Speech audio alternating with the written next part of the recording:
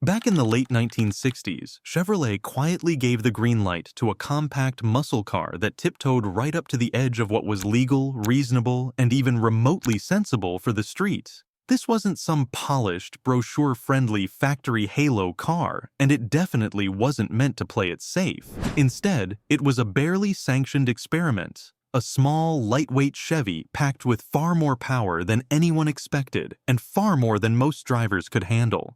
It had enough muscle under the hood to humiliate bigger, better-known performance cars at stoplights, drag strips, and late-night street runs. At the same time, it carried an attitude so aggressive that insurance companies practically ran in the opposite direction. This was the kind of car that made adjusters nervous just reading the paperwork, a machine that existed in a gray area where corporate approval ended and pure insanity began. Only a handful were ever built, not hundreds, not thousands, but just a few dozen, making it incredibly rare even when it was new. Today, it stands as one of the most extreme, overlooked, and downright wild muscle cars of its era. And despite its outrageous performance and almost mythical reputation, most enthusiasts have never even heard its name. In 1969, only 37 Yenko Nova SC 427s were ever built. That number alone puts it in an entirely different league of rarity. But what makes it even more unbelievable is that just one of those cars left the dealership with an automatic transmission. Everything about this machine existed outside the normal rules of Chevrolet production. The reason was simple. Chevrolet flat out refused to install a big block engine into a compact platform like the Nova.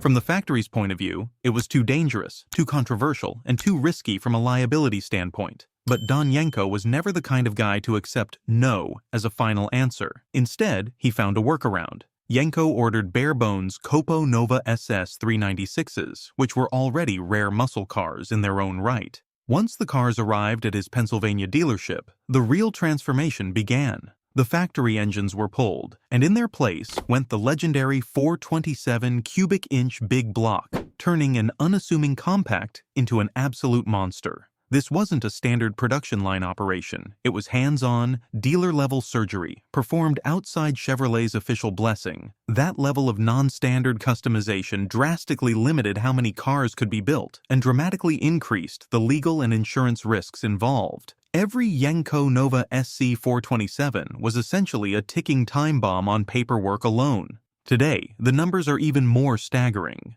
Fewer than 10 original documented survivors are believed to still exist. That kind of scarcity has launched values deep into the six-figure range, with one verified example selling at auction for roughly $380,000.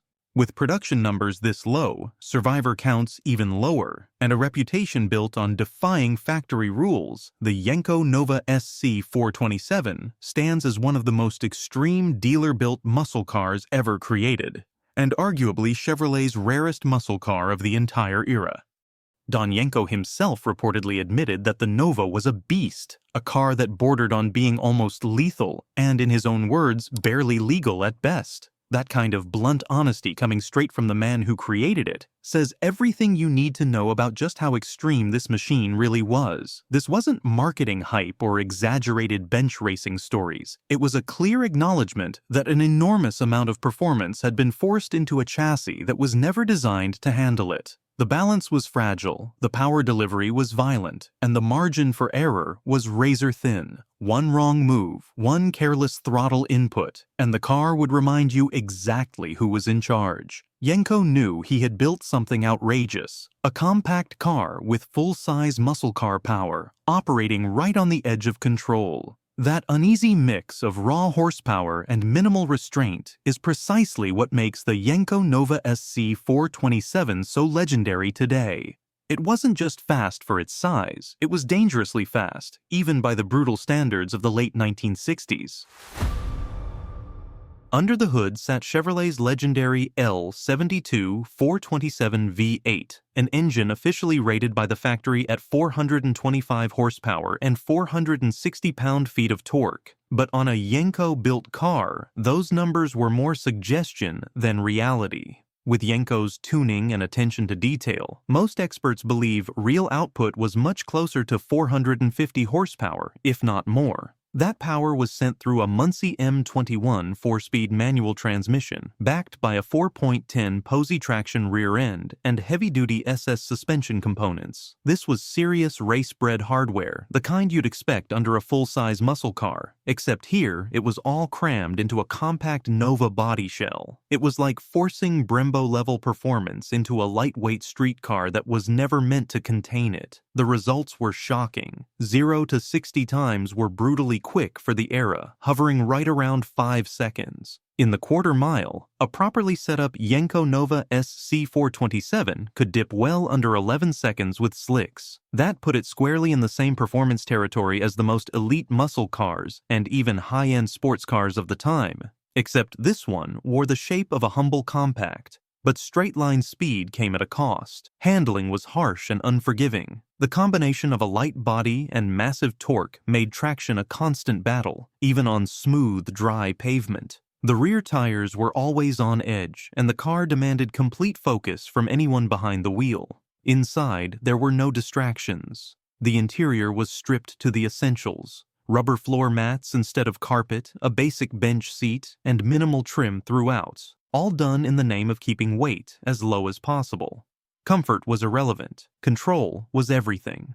Driving a Yenko Nova SC427 required skill, nerve, and a deep respect for just how far the car pushed the limits. It wasn't forgiving, it wasn't friendly, and it definitely wasn't something you handed over casually. In fact, it may have been the perfect car to make absolutely sure no one else ever drove it when you weren't looking. Unlike most Yenko-built machines, which relied on General Motors' COPO ordering system to quietly sneak high-performance hardware past corporate restrictions, the Yenko Nova SC427 followed a completely different path. This car wasn't approved, sanctioned, or quietly tolerated by Chevrolet. It was modified independently, outside the factory system, which only added to its exclusivity and cemented its rebellious reputation.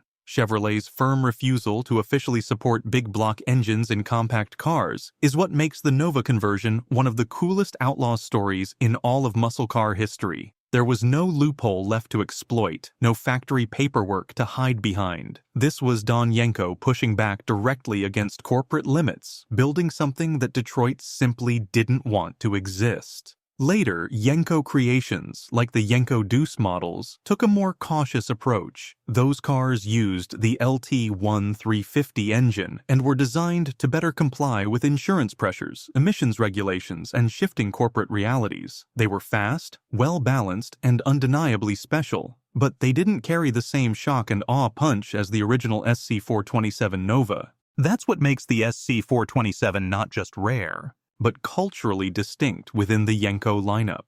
It represents a moment before compromise, before regulation fully tightened its grip, when raw performance still mattered more than paperwork or public perception. Collectors today don't prize these cars solely for their horsepower or their microscopic production numbers. They value them for the boldness of the build itself, the attitude, the risk, and the sheer audacity behind the decision to make them at all. In muscle car circles, owning a functioning Yenko Nova SC427 is like holding a lost myth in physical form. Very few were ever built, even fewer survived intact, and fewer still were ever truly driven the way they were meant to be. The 1969 Yenko Nova SC427 remains a legend not because of what it was allowed to become, but because of what it defiantly refused to be. This was power that outran its own limits. A car whose creator openly admitted it danced on the edge of liability. A machine whose legacy was forged through audacity, defiance, and raw mechanical nerve. Chevrolet's rarest muscle car wasn't just fast. It was too extreme for normal roads, too dangerous to be common, and far too unforgettable to ever fade into history.